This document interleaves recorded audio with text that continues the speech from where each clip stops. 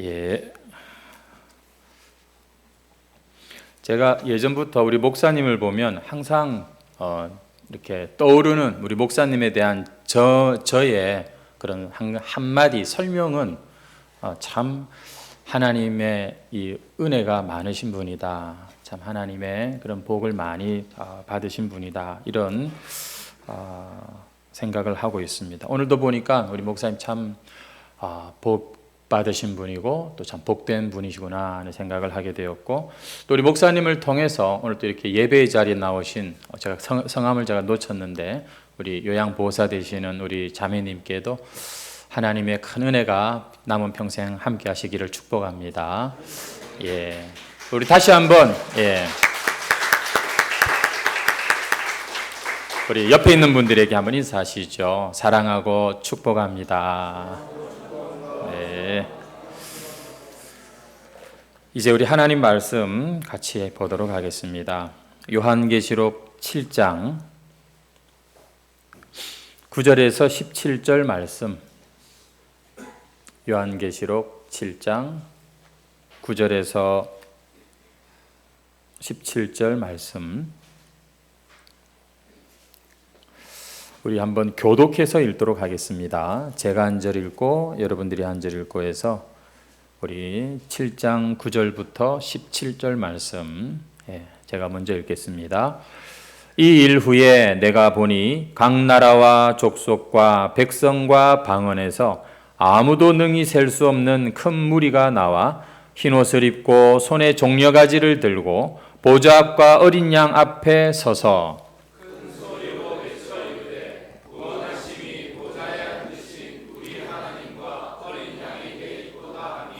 모든 천사가 보좌와 장로들과 내 생물의 주위에 서 있다가 보좌 앞에 엎드려 얼굴을 대고 하나님께 경배하여 이르되 하나님 찬송과 영광과 지혜와 감사와 존귀와 권능과 힘이 우리 하나님께 세세토록 있을지어다. 아멘. 장로 중 하나가 응답하여 나에게 이르되 이 흰옷 입은 자들이 누구며 또 어디서 왔느냐?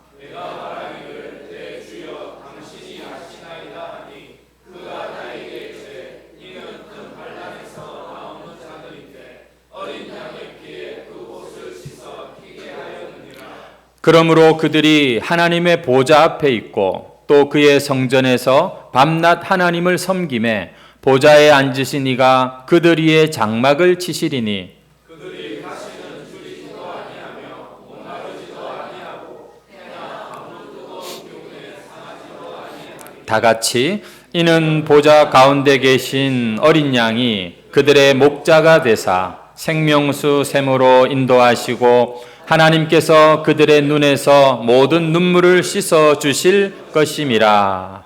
아멘. 오늘 본문 말씀으로 아무도 능히 셀 수 없는 큰 무리라는 본문에 나와 있는 이 구절을 제목으로 해서 함께 또 은혜를 나누도록 하겠습니다. 요한계시록이 참 어렵게 느껴지는 성경이지만 그러나 아무쪼록 여러분 쉽게 참 이해가 되시도록 저도 애를 쓰는데 한번 복습을 한번 해보면은 그렇습니다. 이 계시록 2장 3장 내용은 이 초대교회 그 당시 소아시아에 있는 7교회에 보내어지는 그런 편지의 내용이었죠. 지금 이 세상의 수많은 교회들이 역시 들어야 되고 교훈을 삼아야 되는 그런 말씀이었습니다. 그리고 나서 4장, 5장에 넘어가면 하늘에 하나님의 보좌와 이 천국의 모습이 등장을 하고 6장에 가면은 또 갑자기 땅에 이 환란이 이제 첫째인, 둘째인이 떼면서부터 어떤 막 환란들이 이렇게 닥쳐오는 것을 우리가 살펴보았고요. 이제 7장은 크게 두 부분으로 나눌 수 있는데 우리가 지지난 시간에 나누었던 내용은 다시 또 이 7장 1절에서 8절까지의 내용이었죠. 거기에 말씀은 뭐냐면 6장 마지막 절에 진노의 이 큰 날에 누가 능히 설 것인가 라고 하는 그 질문에 대한 답으로 14만 4천, 하나님의 인을 맞은 14만 4천의 이 사람들이 있다라는 그런 내용을 우리가 보았습니다. 여러분, 우리가 이 14만 4천이라는 말을 참 많이 듣지 않습니까?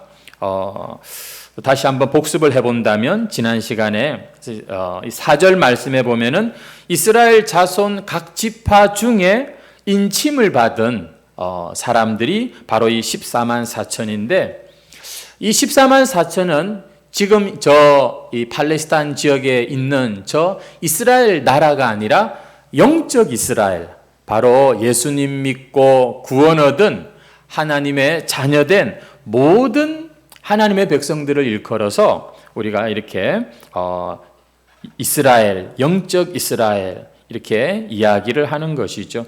그래서 그 이스라엘의 12지파, 전통적으로 이렇게 내려오는 12지파가 아니었습니다. 단 지파, 에브라임 지파의 이름이 빠져 있었고, 레위 지파, 요셉 지파, 이런 새로운 이름이 들어가 있는 것을 우리가 보았죠. 이것은 뭐랄까요? 정말 이 어떤 그런 이스라엘이라고 하는 그런 이 원칙을 가지고서 만들어진 공동체가 아니라는 것이지요. 그리고 또 우리는 이 14만 4천이라고 하는 숫자가 실제 숫자가 아니다라는 그런 이야기도 나누었습니다. 이 14만 4천이라는 숫자가 어디에서 왔는가? 구약 12지파 12, 또 신약 12제자 12 곱하기 성경에서 말하는 흔히 완전수라고 하는 1000. 그래서 12 곱하기 12 곱하기 1000. 그래서 14만 4천. 이것은요, 어떤 상징적인 숫자인 것입니다. 그 의미는 하나님이 구원하시는 백성들이 한 사람도 잃어버리지 않고 각 지파마다 그리고 다 같이 모이는데 14만 4천, 단 한 사람도 잃어버리지 않고 완전히 구원하신다는 그런 뜻으로 지금 이 숫자가 등장을 하고 있는 것이죠. 그래서 이단들이 말하는 14만 4천이 차면 예수님이 오신다는 이것은 말이 안 되는 겁니다. 자기들도 이제 보면 말을 바꾸는 것을 우리가 볼 수가 있는데요. 무엇보다도 중요한 14만 4천의 의미, 그것은 바로 군대라는 사실을 말씀을 나누었습니다.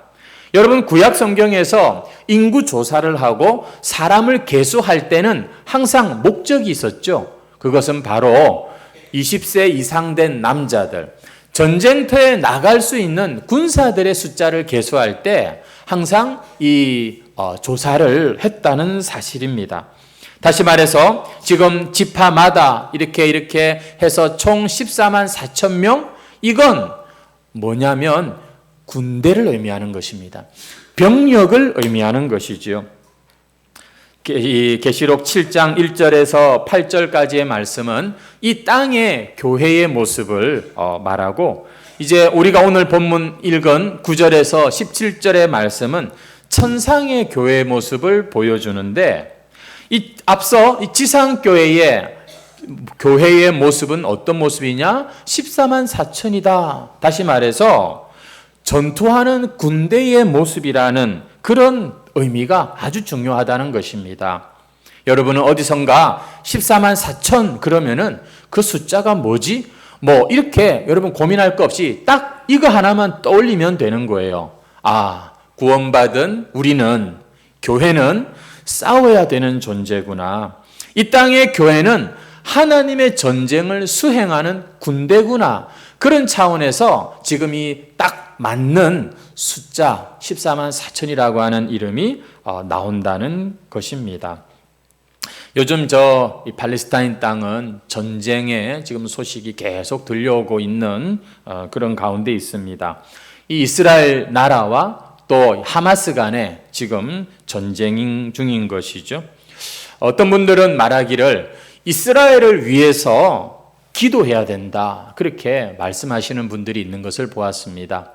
이 전쟁은 어쩌면 이제 마지막 전쟁의 시발점이라고 볼 수도 있다. 아마겟돈 전쟁의 시작이다. 이렇게 말씀하는 분도 제가 보았습니다. 여러분, 이 이스라엘이라고 하는 나라에 대하여서 우리 기독교인들은 뭔가 좀 자연스럽게 친밀함이 있는 것 같습니다. 이 이스라엘 나라는 말이죠, 하나님의 특별한 예언의 성취를 보여주는 시간표와 같은 나라입니다. 무화과 나무 열매를 보고 이 징조를 보고 시대를 분별해야 됩니다. 이런 이야기를 하시는 분들이 주변에 있을 것입니다. 여러분, 사실은 이스라엘 나라뿐만 아니라 모든 나라가 다 그렇게 말세에는 하나님의 그런 이 징조, 하나님의 그런 시간표가 될 수 있는 나라입니다. 앞서 말씀드린 대로 14만 4천이라고 하는 이 땅의 교회는요, 육적 이스라엘을 말하는 것이 아닙니다. 육적 이스라엘과는 상관이 없고 영적 이스라엘. 그래서 하나님의 구원 역사가 이스라엘이라고 하는 나라의 역사 가운데 이루어졌기 때문에 우리가 이스라엘, 예루살렘 하는 것이지, 다시 저 예루살렘에다가 너무 지나친 그런 이 의미를 부여할 필요는 없다는 것입니다. 현재 이스라엘을 통해서 하나님의 종말의 시간표를 짜려고 하는 것은 신학이 다른 것입니다. 저희 입장에서는 좀 잘못됐다, 너무 지나치다 이렇게 보는 것이니까요. 요즘 시대 열심히 있는 분들은 유튜브 막 찾아가면서 이렇게 공부도 하시고 이럴 텐데, 우리가 전에도 종말론을 오후 예배 시간에 말씀을 나누었지만 말세의 징조는 전쟁이 있습니다. 기근이 있고 홍수가 있고, 여러분 지금 이런 이 산불이 나고 하는 이 모든 것들이 말세의 징조인 것입니다. 하나님의 날이, 그러면 그 날이 언제냐를 계산할 것이 아니라 앞불사 지금이 바로 종말이구나, 언제 어떻게 될지 모르는구나 깨어야 되는 그런 징조들을 우리는 계속해서 보고 있는 것이죠. 특별히 우리 기독교인들이 한국도 교회가 보면 그런 게 경향이 좀 있는 것 같아요. 이스라엘에 대한 왠지 모를 친밀함, 이스라엘에 대하여 그래서 지금 과하게 의미를 부여하는 이런 어떤 주장들도 있다는 것이죠. 여러분, 우리는 지금 이런 전쟁의 소식을 들을 때 성도인 내가 이 말세를 지금 살아가고 있구나, 말세의 징조들이 이렇게 나타나고 있는데 그럼 나는 어떻게 살 것인가, 이런 걸 돌아보고, 그리고 저 땅을 위해서 우리가 하나님 앞에 참 긍휼을 베풀어 달라고, 그 땅의 평화를 회복시켜 달라고 기도하는 기회로 더욱더 삼으면 되는 것이지요. 여러분, 전쟁의 소문이 날 때 혹 보면 이 적그리스도와 또 이 다양한 그런 이 소문들이 같이 등장할 수 있습니다. 잘 분별할 수 있기를 바라고요. 오늘 우리가 읽은 본문 말씀 9절에서 17절까지의 내용을 읽었는데, 앞서 말씀드린 대로 천상의 교회의 모습을 그리고 있는 그런 장면입니다. 요한이 지금 천상의 교회를 지금 보면서 이 말씀을 기록하고 있는 거예요. 다시 9절을 보시겠습니까? 이 일 후에 앞에 6장의 그 많은 환난과 큰 환난이 지금 지난 후에라는 뜻이죠.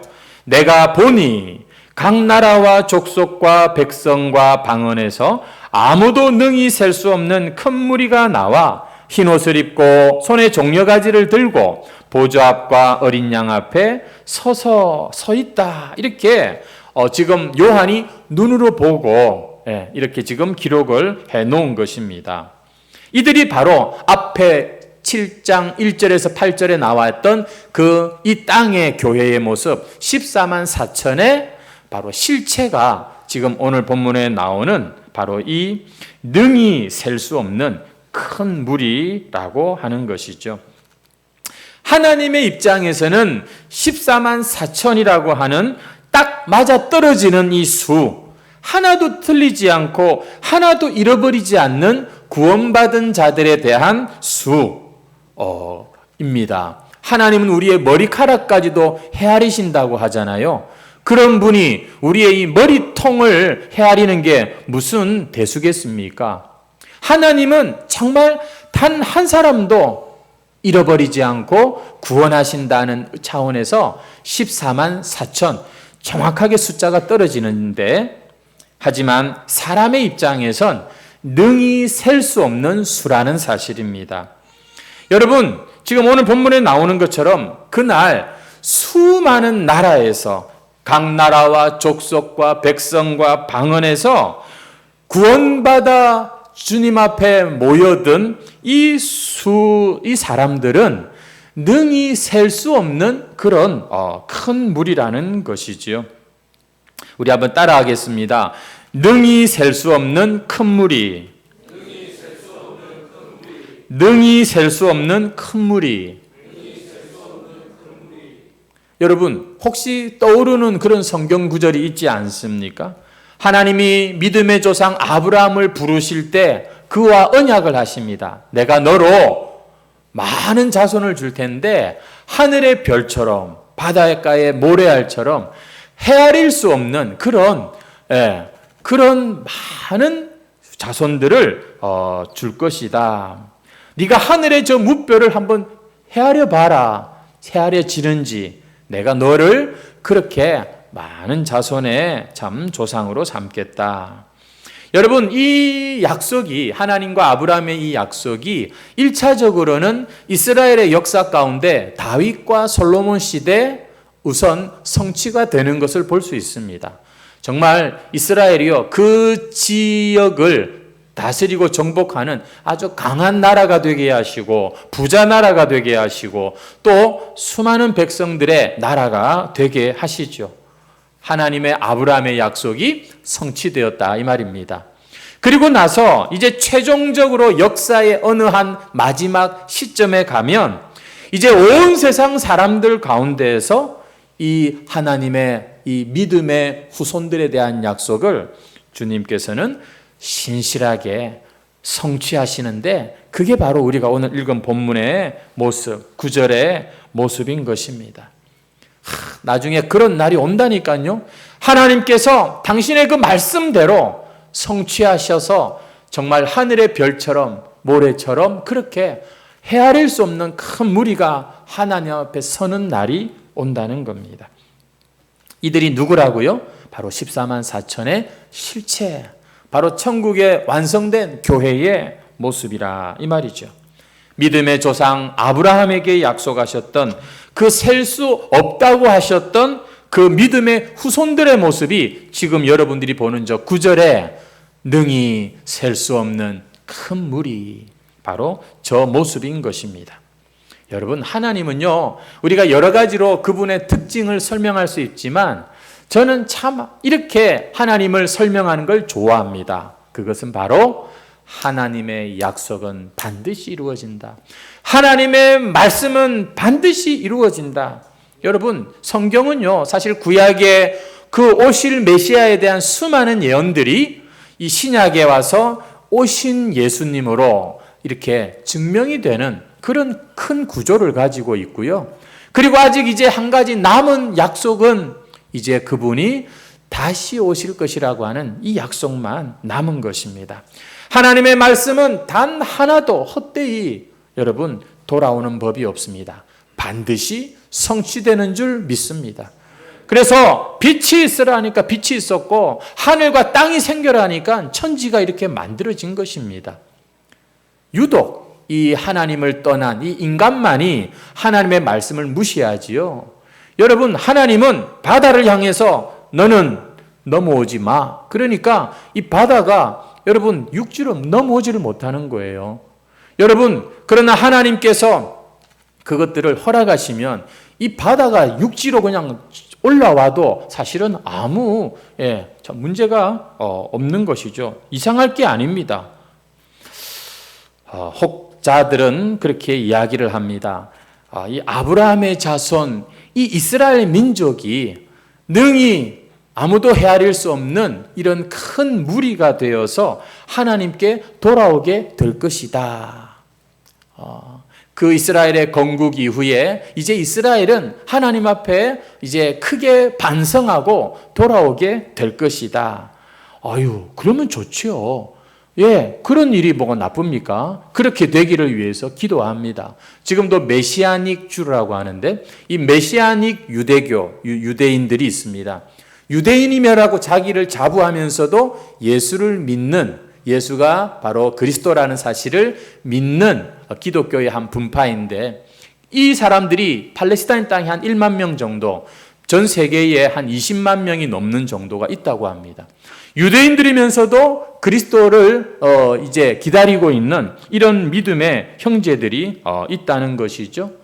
여러분, 유대인들이 하나님 앞에 돌아오는 걸 우리가 뭐 거부할 필요가 없습니다. 정말 좋은 일이지요. 하지만 우리 크리스찬들은 분별력을 가져야 됩니다. 여러분, 저 아랍 민족들도 아브라함의 후손이라는 거 아십니까? 이스마엘의 후손들이에요. 여러분, 그들도 믿음의 조상, 다시 말해서 지금은 이스라엘이다, 아랍이다 구분하는 것이 아니라 누가 이 생명의 주 예수 그리스도를 믿느냐, 믿으면 아랍 사람도 하나님의 자녀가 되고요, 유대인도 하나님의 자녀가 되는 것이죠. 중요한 것은 하나님의 약속은 반드시 이루어진다. 이것이 저는 참 우리 하나님을 설명하는 가장 멋진 그런 설명 중에 하나가 아닐까 생각합니다. 한 번 더 따라하겠습니다. 아무도 능히 셀 수 없는 큰 무리. 여러분, 지금도 여기서 몇 사람이지 살리면은 잘 이게 쉽게 안 되거든요. 그런데 정말 수많은 그런 사람들이 하나님 앞에 이 은혜를 받고 구원을 받아 서는 날이 온다. 이게 성경이 분명히 약속하고 있는 거예요. 여러분들 이 무리 가운데 꼭 들어가시기를 주의 이름으로 축원합니다. 저는 예전에 마치 환상같이 저는 이 말씀을 한번 제가 경험한 적이 있습니다. 내가 그 무리 가운데 서서 같이 춤추고 같이 하나님을 찬양하는 그런, 이게 꿈인지 환상인지 내 생각인지 아무튼 거기에 한번 확 사로잡힌 적이 있습니다. 성도 여러분, 결국 우리는 이 날, 이 자리에 서기를 꿈꾸며 그걸 목적하며 지금 이 땅의 하루하루를 살아가는 자들인데요. 오늘 그래서 이 본문 말씀은 너무 참 소중하고 귀한 그런 말씀입니다. 우리가 나중에 얼마나 멋지게 완성되었는지를 보여주는 그런 말씀이기 때문인 것이죠. 이 일 후에. 참, 여러분, 문제는 이 능히 셀 수 없는 큰 무리라고 하는데 이 세상에는 그런 무리가 잘 보이지 않는다는 거죠. 뭐 당연하다고도 볼 수 있습니다. 이것은 이 세상 사람들의 이야기는 아니니까요. 그리스도의 신부인 교회를 지금 이렇게 표현하고 있는 것이죠. 성도 여러분, 누가 그리스도의 신부가 되나요? 교회입니다. 교회는요, 그리스도의 몸이라고도 말하지만 그리스도의 신부라고도 말하죠. 신랑이 오기를 기다리는 이 땅에 그 얼마 안 되는, 여러분, 그러나 능히 헤아릴 수 없는 그들이 바로 교회인데요. 그들이 교회라는 것을 나타내는 것이 본문의 13절 보시면은 이 흰옷 입은 자들이 누구며 또 어디서 왔느냐. 우리 14절 한번 같이 읽을까요? 시작. 내가 말하기를 내 주여 당신이 아시나이다 하니 그가 나에게 이르되 이는 큰 환난에서 나오는 자들인데 어린 양의 피에 그 옷을 씻어 희게 하였느니라. 여러분, 어린 양의 피로 그 옷을 씻어 희게 된 이들이 누구냐고요? 예수 그리스도의 그 보혈을 의지하는 오늘 주의 이름을 부르는 교회가 바로 그리스도의 신부라고 하는 것입니다. 하지만 또 문제가 있어요. 요새는요, 교회를 봐도 그리스도의 신부, 교회를 봐도 이 참 능히 셀 수 없는 이런 많은 사람들이 잘 보이지 않는다는 것이지요. 교회 안에 있는 교인들의 모습이 그리스도의 신부라고 하기에는 너무나 좀 이 수준이 떨어지는 모습들을 그저 우리는 보기 때문입니다. 그래서 벌써부터 이 세상 사람들은 교회 다닌다고 해서 그것을 그렇게 중요하게 보지 않습니다. 그래서 뭐 어쩌라고, 교회 다니면은 뭐 도둑질 안 하고 거짓말 안 하고 나쁜 짓 안 하나, 이렇게 교회 다닌다는 것, 교회에 속하고 그리스도의 신부인 교회에 대해서 믿지 않고요. 심지어 우리 교인들도 마찬가지입니다. 우리 스스로도 내가 성도요, 그리스도의 신부라고 하는 이 사실에 대해서 그렇게 자부심과 믿음이 별로 없어요. 오히려 사람들 가운데서 내가 교인이라는 것을 부끄럽게 생각하는 사람도 있다니까요. 여러분, 왜 그런가 하면은 이 교회, 내가 교인이라고 하는 이것이 이 얼마나 소중한지를 모르기 때문입니다. 실제로 우리가 보니까 참 그런 사람들도 간혹 교회에 있겠죠. 예. 세상 사람보다 더 욕심 많고 욕망에 차서 참 세상 사람보다 더하면 더했지 못하지 않은 이런 사람들 때문에 사실 이 교회가 도매금으로 참 욕을 먹는 것 같기도 합니다. 여러분, 우리가 사는 이 세상에서는 왜 이 아무도 헤아릴 수 없는 이런 이 큰 물이라고 하는데 이런 그리스도의 신부가 잘 보이지 않는 것일까요? 어찌 보면 참 예수님이 우리를 위하여 죽으심으로 이루어내신 그 구원의 역사가 참 뭐랄까요? 결국 이렇게 부족하고 연약한 죄인들이 많은 이런 교회의 모습을 보기 원하셔서 그런 것일까? 여러분, 참 우리는 교회를 볼 때에 참 하나님 앞에 감사함도 있지만 실망스러운 점도 사실 있습니다. 교회 안에서 우리는 참 오히려 시험에 들기도 하는 것이죠. 어쩌면 마귀는 예수님께 대하여 이렇게 빈정거릴지도 모르겠습니다. 아이고, 육신을 입고 이 땅에 오셔서 십자가까지 지신 양반아, 지금 당신의 제자들이 하라고 하는 저 교회의 모습을 봐라. 아이고, 참 한심하다, 한심해. 이렇게 예수님을 참 그렇게 빈정거릴지도 모르겠습니다. 이런 못난 인간들을 위하여 죽기까지 그렇게 하신 겁니까? 여러분, 그런데 이 그리스도의 신부들이 어디에 있는가? 여러분, 보니까 숨어 있다고 오늘 본문에 나와 있습니다. 여러분, 이 그리스도인들이 어디에 있는가? 보니까 큰 환난에서 나오는 자들인데, 이 세상 사는 동안 이 그리스도인들이 잘 안 보여요. 그리스도의 신부들이 잘 안 보여요. 알고 봤더니 환난 가운데 감추어져 있었기 때문이라는 겁니다. 환난 가운데에서 그들이 이 자리로 나오고 있다, 이렇게 말을 하고 있는 거예요. 이게 무슨 얘기인가 하면 진정한 그리스도인들, 능히 참 셀 수 없을 만큼 큰 무리지만 참으로 그리스도의 신부로서 하나님 앞에 서게 될 이 사람들의 특징은 뭐냐면 환난을 통과한 자들이라는 것입니다. 고난 가운데 자신의 그 못난 자아와 욕심과 그것들이 깨어질 대로 깨어진 사람. 아하, 나는 예수님 외에는 소망이 없구나. 자신에 대하여 부인하고 예수님을 전적으로 구원자로 고백할 수 있는 그런, 여러분, 고난을 통과한 사람들. 사실 이 인생이 뭐 좋은 일도 있지만 참 힘들고 어려운 일도 많지 않습니까? 예수 믿는 이 그리스도의 신부들이 보니까 전부 다 이 고난 가운데에서 뭔가 하나님께서 그들을 준비시켰다는 겁니다. 그들의 눈물, 그 고난 가운데서도 그러나 하나님에 대한 신뢰, 기쁨, 이런 거를 아는 자들이 바로 이날 이 자리에 서서 하나님을 찬양하는 자들이 된다는 것이죠. 지금도 이 예수 그리스도의 신부들은 잘 준비되고 있다는 것을 여러분 아셔야 됩니다.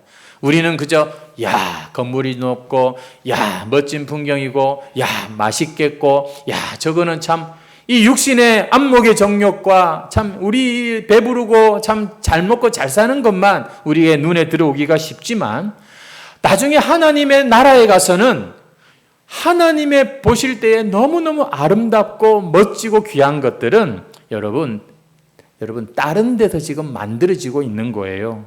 그게 뭡니까? 바로 환난 가운데, 고난 가운데 이 일들이 이루어진다는 것이죠.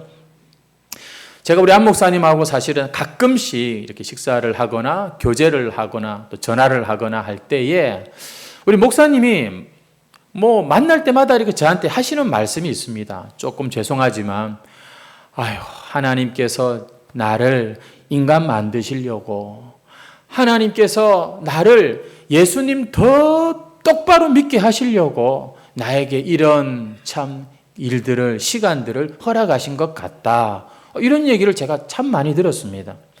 여러분, 저는 참 이 노인의 아름다움이 저는 여기 있다고 봅니다.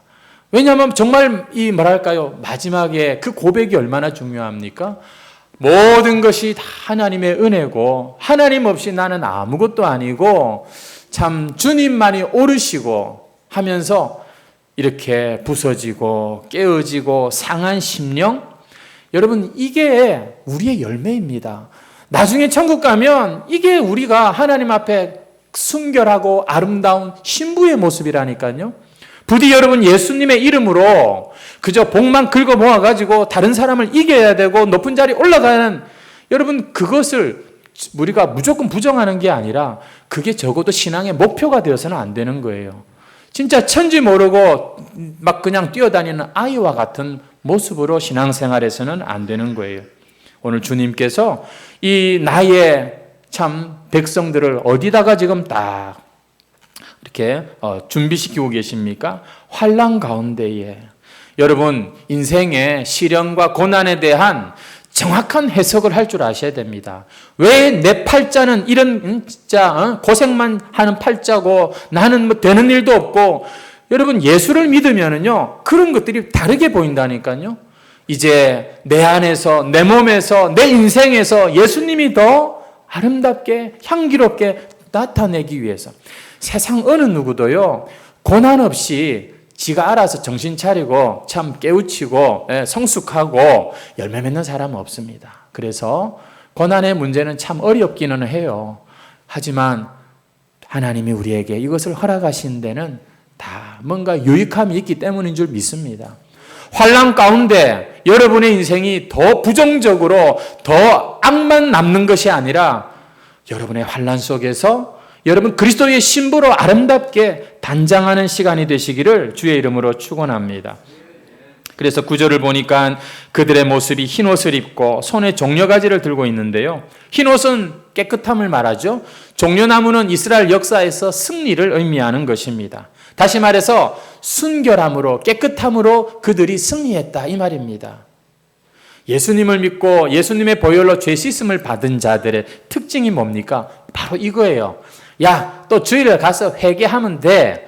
그냥 막 예수님이 그냥 다 용서하셨대. 그리고는 함부로 막 살 수가 없는 거예요. 그렇지 않습니까?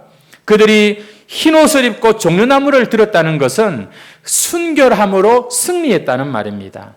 끝까지 믿음을 타협하지 않고 자기의 양심을 더럽히지 않고 선으로 악을 이겼다는 의미가 바로 이 흰옷 입고 손에 종려가지를 든 바로 그 의미가 된다는 것이죠.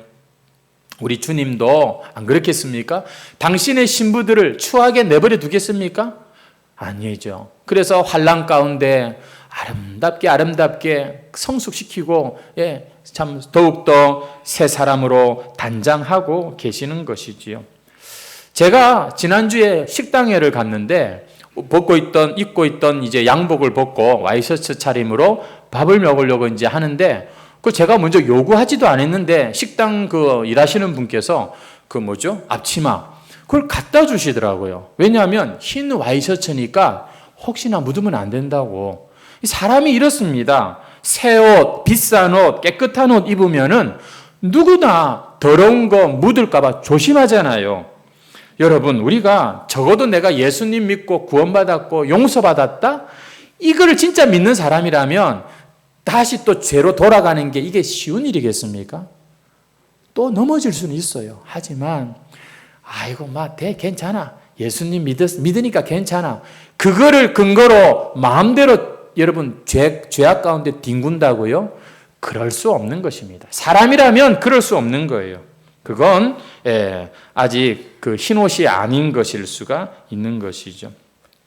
그 의로우신 죄 없으신 예수님께서 단 그 피값으로 내게 허락하신 이 깨끗한 흰옷을 입고 있는데 내가 이 사실을 안다면 어디 함부로 더러운 데 뒹굴 수가 있겠냐고요. 그 옷의 가치를 모르니까 그러는 거겠죠. 여러분, 이 승리한 자들이 마지막에 큰 소리로 이렇게 외칩니다. 내가 승리했습니다. 내가 이겼습니다. 구원해 주셔서 감사합니다. 이 정도가 아니에요. 한번 다시 보시겠습니까? 10절인데요. 큰 소리로 외쳐 이르되 구원하심이 보좌에 앉으신 우리 하나님과 어린 양에게 있도다. 하나님이 나를 구원해 주셨습니다. 하나님의 어린 양이 우리를 구원해 주셨습니다. 지금까지 자기들이 참고 인내하고 죄와 싸워서 이긴 이 모든 것이 자기 힘이 아니라고 지금 고백하고 있죠. 여러분, 우리가 정말로 이 본문에 나오는 이 자리, 이 찬양의 자리, 이 승리의 자리에 서기를 원하신다면 여러분의 입술을 한번 돌아보십시오. 나는 무엇을 자랑하고 있는지. 다 내가 했다 아이가. 여러분, 이게 아니에요. 오직 하나님의 은혜입니다. 하나님이 우리를 구원해 주셨습니다. 예수님의 능력으로 이겼습니다. 나의 힘이 아닙니다. 여러분, 더 놀라운 건요, 이 성도들의 찬양에 천사들이 화답하고 있다는 것입니다. 12절을 보십시오. 11절을 보시면 모든 천사가 보좌와 장로들 가운데 생물의 주위에 서 있다가 보좌 앞에 엎드려 얼굴을 대고 하나님께 경배하여 이르되. 왜요? 앞에 10절에 참 무리가 하나님 앞에 찬양하는 걸 듣고 천사들도 가만히 있지를 못하고 지금 거기에 맞장구를 치고 하나님의 이 구원과 은혜를 찬양하고 감사하고 있다는 것이지요. 여러분, 우리가 하나님 앞에 감사하는 내용들이 많습니다. 참 오늘도 하루를 주시고 오늘도 참 우리 자녀들에게 은혜를 베풀어 주시고, 여러분 이러한 것들에 대하여서 천사가 맞습니다 하고 화답할 정도의 그런 감사거리인지 한번 우리가 좀 생각해 보았으면 좋겠어요. 늘 우리가 바라고 꿈꾸고 소원하는 게 이 땅의 것이라면 여러분, 천사가 이렇게 화답할 수 없어요.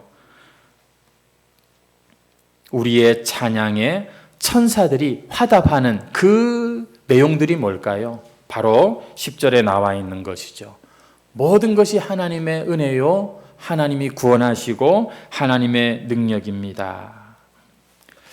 결정적으로 우리 17절 말씀을 한번 읽고 마무리하겠습니다. 17절 시작.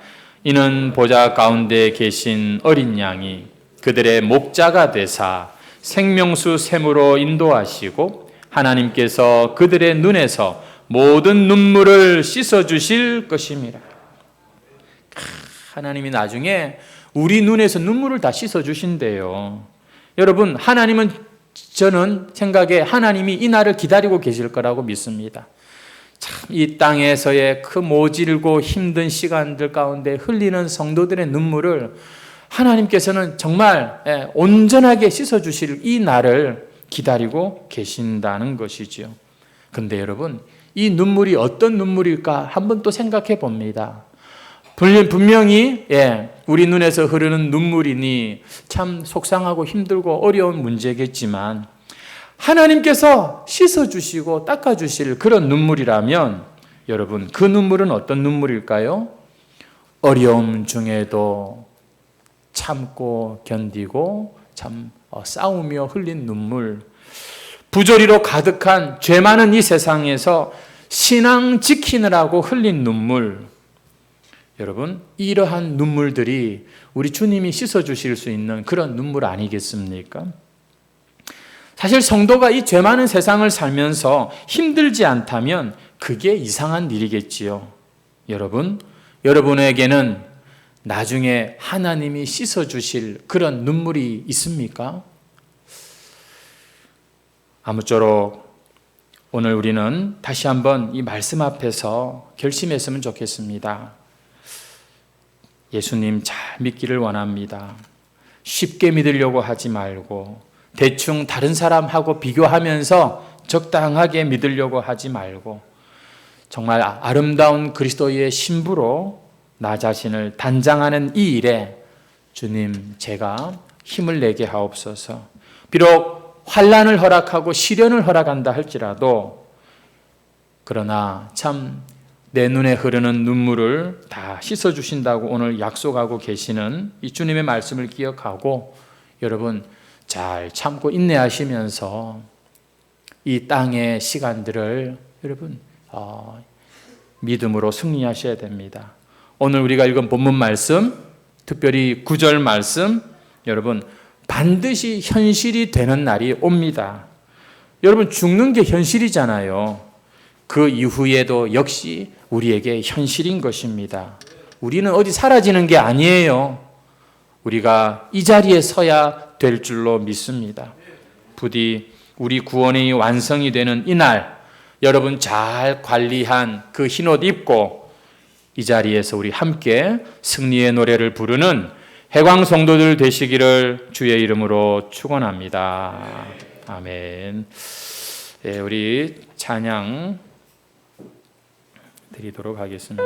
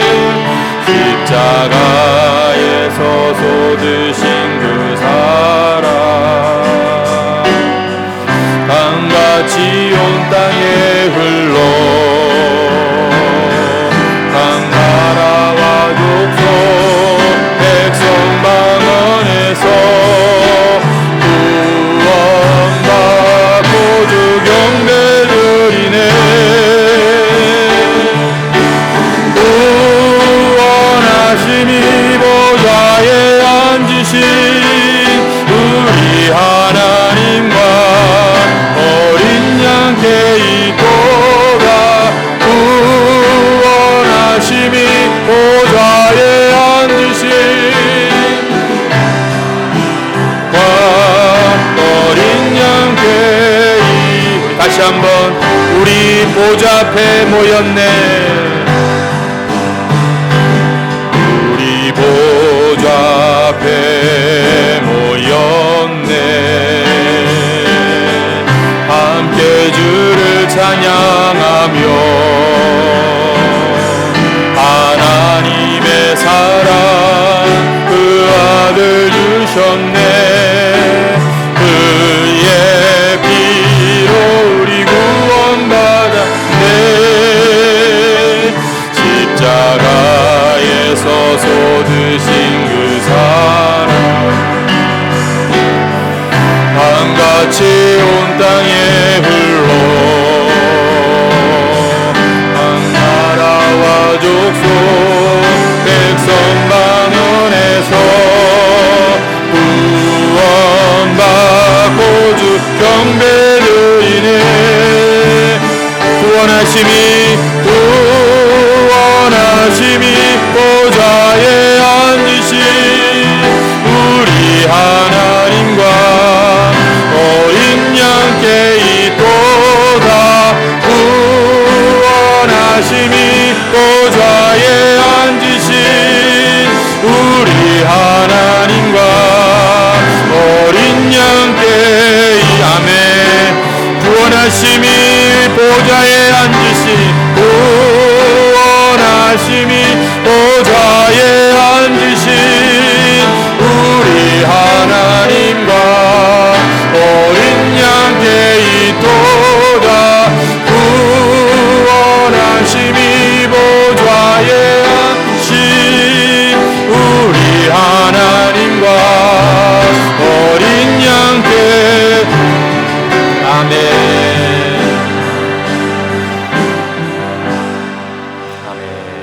기도하겠습니다.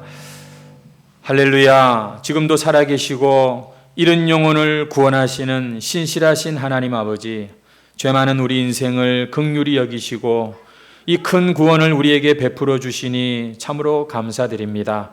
오늘도 말씀을 통해서 이 땅에 전투하는 교회가 천상에서 영광스러운 모습으로 승리의 찬양을 부르며 하나님께 영광 돌리는 모습을 보았습니다. 주여, 오늘 이 자리에 있는 모든 사람들이 이 찬송의 자리에 있게 해 주시옵소서. 우리 모든 사람들이 기쁨의 감격으로 힘차게 찬양하는 그날 그 자리에 만나게 해 주시옵소서. 특별히 그날에 주께서 친히 우리 눈에 눈물을 씻어주시는 예수님의 신부들로 준비되기를 원합니다.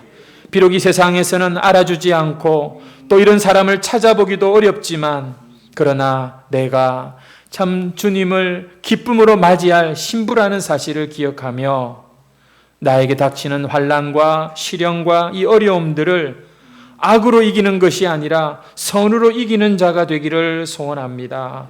지난 한 주간도 참 저들의 삶에서 믿음 지키려고, 신앙 양심대로 살려고, 선으로 악을 이기려고 참 몸부림치는, 주님이 허락하신 그 흰옷을 더럽히지 않으려고 힘쓰고 애쓰는 우리 성도들을 기억하여 주시고, 주님, 저들의 영적 몸부림을 주여 붙잡아 주시옵소서. 사람들은 모르지만 주님은 우리의 싸움을 아시고 우리의 인내를 아시고 또 우리의 눈물을 아신다고 말씀해 주셔서 감사합니다. 그날에 주님께서 씻어주실 눈물이 있는 그런 인생이 되고 싶습니다. 오 주님, 우리에게 닥친 이 환난과 어려움을 주여 믿음으로 이기게 해 주시옵소서. 지금도 전쟁의 화염 가운데 앞이 보이지 않는 저 팔레스타인 땅을 위하여 기도합니다. 이미 수많은 사상자가 생겼지만 여전히 끝이 보이지 않습니다. 주여, 이 땅에 평화를 속히 허락하여 주시옵소서. 지금도 세계 곳곳에 우크라이나와 전 러시아 간의 전쟁, 민족 간의 전 내전들과 지진과 홍수와 산불과 전염병과 경제 위기와 같은 이 많은 종말의 징조들을 보면서 주님, 여전히 강심장으로 살아가는 우리가 되지 말게 하시고, 이 마지막 종말의 대사건, 주님 다시 오실 그 사건, 그것만을 우리가 참 이제 남았는데 그 날을 바라보며 깨어 사는 성도들이 되게 해 주시옵소서. 비록 우리 인생이 먼저 주님 오시기 전에 먼저 끝이 나고 주님 앞에 서게 될 확률이 많지만, 그러나 이 세상은 점점 끝을 향해 치닫고 있음을 부인할 수 없습니다. 주여, 우리 사랑하는 자녀들을 기억하여 주옵소서. 이 어두워진 시대에 저들 안에 있는 그 생명의 빛이 꺼지지 말게 하시고, 주님, 우리 자녀들이 길을 잃어버리는 일이 생기지 않도록 하나님 긍휼히 여겨 주시옵소서. 다시 한번 지난 한 주간의 우리의 모습 가운데 더러워진 것들을 이 예배를 통하여 주님의 피로 깨끗하게 빨고 씻어 새 옷을 입기 원합니다. 다시 한번 새롭게 시작하는 복된 주일이 되게 하여 주시옵소서. 우리 원로 목사님, 그리고 사모님, 그리고 우리 교회의 여러 연로한 우리 성도들, 참 육신의 질고로 고생하고 있지만 이 영혼은 나날이 주님을 향하게 하시니 감사합니다. 오 주님, 참으로 이 믿음의 싸움을 끝까지 잘 싸워 참 우리에게 아름다운 신앙의 그 길을 참 보여주는 좋은 선배들이 되게 해 주옵소서. 영혼이 잘됨 같이 범사가 잘 되게 해 주시기를 다시 한번 소원하오며, 오늘도 주일을 성수하고 하나님 앞에 귀한 예물 구별하여 드린 손길들을 축복하여 주시옵소서. 예수님의 이름으로 기도합니다. 아멘. 이 시간 원로 목사님 나오셔서 축도해 주시겠습니다. 하나님의 은혜와 축복을 받겠습니다. 주 예수 십자가의 은혜와 하나님의 끝이 없는 뜨거운 사랑하심과 성령님의 감동 역사하심이 해강 성도들의 머리 위에와 이들의 가정과 기도의 제목 위에 담임 목사님의 목회 위에 사모님과 자녀들 머리 위에 영원히 함께 하시기를 축원하옵나이다. 아멘.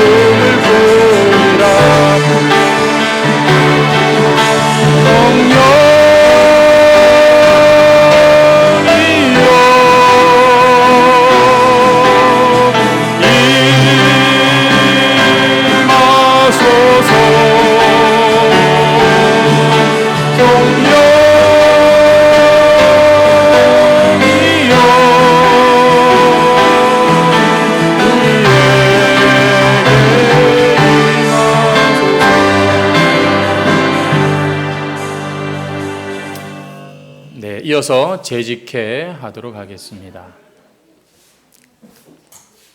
재직들